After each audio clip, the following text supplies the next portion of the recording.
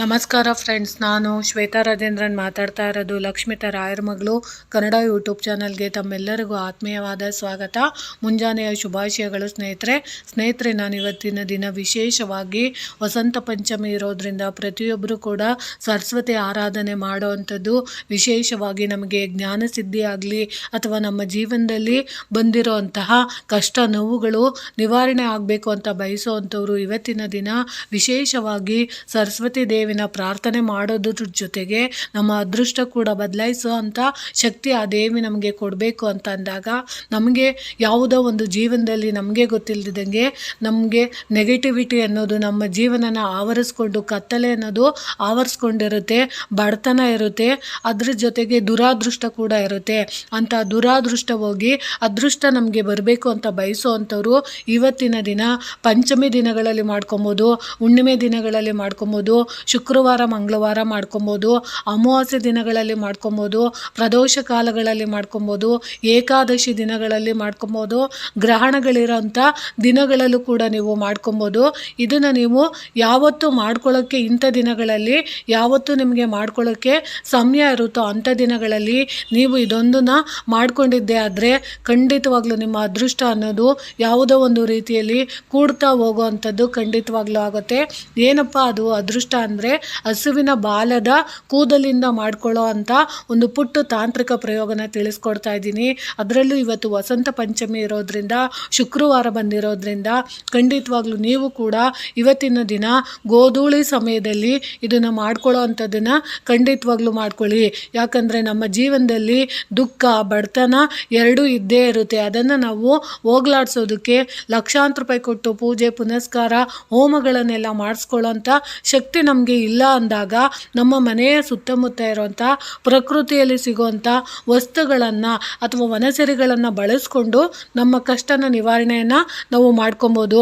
ಅದರಲ್ಲೂ ವಿಶೇಷವಾಗಿ ಬಡತನ ದೂರ ಆಗಬೇಕು ಅಂತಂದರೆ, ದುಃಖ ದೂರ ಆಗಬೇಕು ಅಂದರೆ, ಅಥವಾ ಯಾವುದೋ ಒಂದು ಸಮಸ್ಯೆ ನಮಗೆ ತುಂಬ ಕಾಡ್ತಿದೆ ಅಂದರೆ, ಆ ಸಮಸ್ಯೆಯನ್ನು ನಾವು ದೂರ ಬರಬೇಕು ಅಂದರೆ ಹಸುವಿನ ಬಾಲದ ಕೂದಲನ್ನು ತಂದು ಅದನ್ನು ನಾವು ಒಂದು ಯಂತ್ರವಾಗಿ ಮಾಡಿಕೊಂಡು ಅದನ್ನು ನಾವು ಧಾರಣೆ ಮಾಡೋದ್ರಿಂದ ಖಂಡಿತವಾಗ್ಲೂ ನಮ್ಮ ಅದೃಷ್ಟ ಅನ್ನೋದು ಕೈಗೂಡೋ ಅಂಥದ್ದು ಖಂಡಿತವಾಗ್ಲೂ ಆಗುತ್ತೆ. ಅದನ್ನು ನಾವು ಹೇಗೆ ಧರಿಸ್ಬೇಕು ಅಂದರೆ, ಮೊದಲನೇದಾಗಿ ನಾವು ತಾಯಿ ಹಸುವನ್ನು ಪೂಜಿಸಬೇಕು.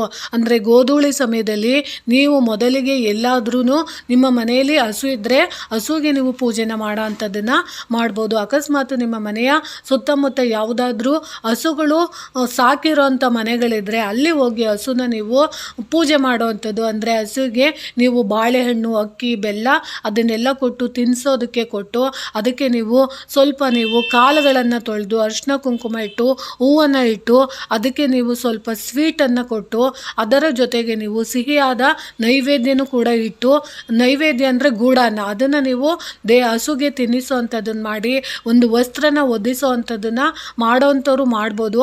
ಅಕಸ್ಮಾತ್ ಇಲ್ಲ ಅಂದ್ರೂ ಪರವಾಗಿಲ್ಲ, ಅಲ್ಲಿ ನೀವು ಹಸುಗೆ ಹುಲ್ಲನ್ನು ಇಟ್ಟು ಅಲ್ಲಿ ಹಸುವಿಗೆ ಪೂಜೆನ ನೀವು ಮಾಡಿ, ತದನಂತರ ನೀವು ಅಲ್ಲಿ ಒಂದೇ ಒಂದು ಕೂದಲನ್ನು ನೀವು ತಗೊಳ್ಳೋ ಅಂಥದ್ದನ್ನು ಮಾಡಬೇಕು. ಅಂದರೆ ಹಸುವಿನ ಬಾಲದಲ್ಲಿರುವಂಥ ಒಂದು ಕೂದಲನ್ನು ನೀವು ತಗೊಂಡು ಅವುಗಳನ್ನು ನೀವು ಮನೆಗೆ ತೊಗೊಂಬಂದು ಗ್ರಂಥಿಗೆ ಅಂಗಡಿಯಲ್ಲಿ ನೀವು ಒಂದು ತಾಯ್ತ ಅಂತ ಕೇಳಿದ್ರೆ 10 ರೂಪಾಯಿ ಕೊಟ್ಟರೆ ಕೊಡ್ತಾರೆ.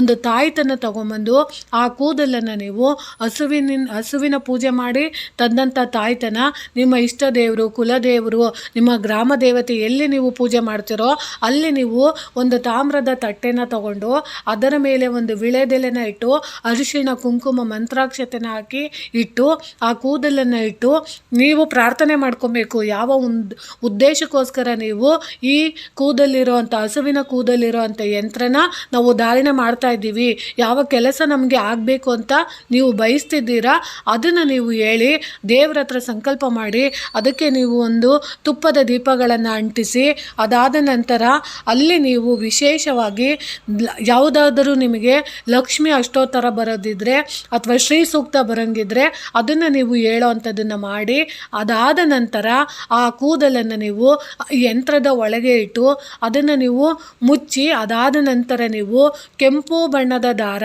ಅಥವಾ ಹಳದಿ ಬಣ್ಣದ ದಾರದಿಂದ ತಾಯ್ತವನ್ನು ನೀವು ತಯಾರು ಮಾಡಿಕೊಂಡು ಅದನ್ನು ನೀವು ವಿಶೇಷವಾಗಿ ನೀವು ಕತ್ತಿಗೆ ಕಟ್ಕೊಳ್ಳೋದ್ರಿಂದ ಖಂಡಿತವಾಗ್ಲೂ ನಿಮ್ಮ ಜೀವನದಲ್ಲಿರೋಂಥ ಬಡತನ ಇರ್ಬೋದು, ದುರಾದೃಷ್ಟ ಇರ್ಬೋದು, ದುಃಖ ಇರ್ಬೋದು, ಅದೆಲ್ಲ ನಿವಾರಣೆ ಆಗೋದಕ್ಕೆ ಈ ಹಸುವಿನ ಬಾಲದ ಕೂದಲು ನಮಗೆ ಸಹಾಯ ಮಾಡುತ್ತೆ. ಖಂಡಿತವಾಗ್ಲೂ ಇದ್ರ ಉಪಯೋಗನ ಮಾಡ್ಕೊಳ್ಳಿ. ಯಾಕಂದರೆ ಇವತ್ತಿನ ದಿನ ವಸಂತ ಪಂಚಮಿ ದಿನ ಆಗಿರೋದ್ರಿಂದ ಸರಸ್ವತಿ ನಮಗೆ ಜ್ಞಾನ ಕೊಡ್ತಾಳೆ, ಬುದ್ಧಿ ಕೊಡ್ತಾಳೆ, ಶಕ್ತಿ ಕೊಡ್ತಾಳೆ. ಅದರ ಜೊತೆಗೆ ನಮಗೆ ಯಾವ ಕೆಲಸ ಮಾಡಬೇಕು ಮಾಡಬಾರ್ದು ಅನ್ನೋ ವಿವೇಕ ಕೊಡ್ತಾಳೆ. ಅದಕ್ಕೋಸ್ಕರ ನಾವು ತಾಯಿನ ಸರಸ್ವತಿ ದೇವಿನ ಪ್ರಾರ್ಥನೆ ಮಾಡೋದ್ರ ಜೊತೆಗೆ ಲಕ್ಷ್ಮೀ ದೇವಿನೂ ಕೂಡ ನಾವು ಆರಾಧನೆ ಮಾಡಿಕೊಂಡು ನಾವು ಇದೊಂದು ಪುಟ್ಟ ತಂತ್ರ ಮಾಡಿದ್ದೆ ಆದರೆ ಖಂಡಿತವಾಗ್ಲೂ ನಮಗೆ ಅದೃಷ್ಟ ಅನ್ನೋದು ಬಂದೇ ಬರುತ್ತೆ. ಪ್ರಯತ್ನ ಪಟ್ಟು ನೋಡಿ ಅಂತ ತಿಳಿಸ್ತಿದ್ದೀನಿ. ಈ ಮಾಹಿತಿ ಇಷ್ಟ ಆಗಿದೆ ಅನ್ಕೊತೀನಿ. ಪ್ರೀತಿಯ ಧನ್ಯವಾದಗಳು ಸ್ನೇಹಿತರೆ.